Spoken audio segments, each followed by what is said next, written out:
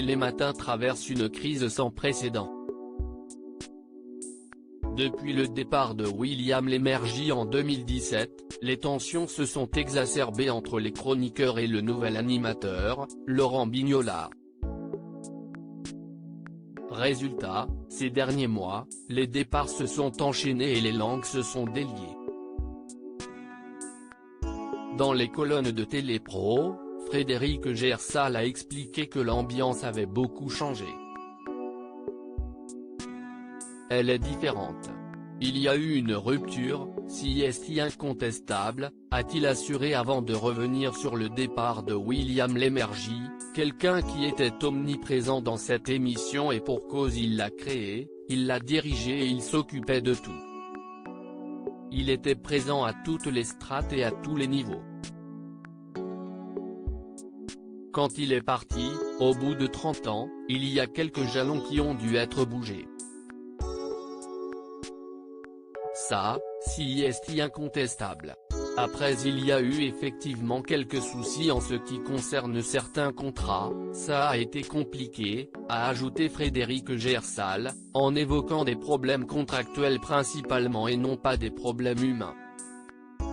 Et si certains ont préféré partir de l'émission, ce n'est pas son cas. Je suis là et toujours là et si est un souhait. Je travaille avec Laurent Bignola, je travaille très bien avec lui. Si est un type cultivé.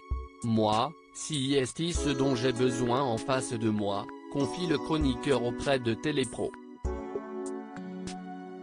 Et de poursuivre, après, que des gens ne se soient pas entendus avec lui, je peux le comprendre très bien. Et que le bouleversement ait été tel. Ça a été un séisme, il faut bien le dire, après 30 ans de présence d'un patron omniprésent. C'était compliqué de tourner la page et de s'atteler avec un nouveau présentateur, qui de surcroît n'est pas producteur et n'est pas réalisateur de l'émission.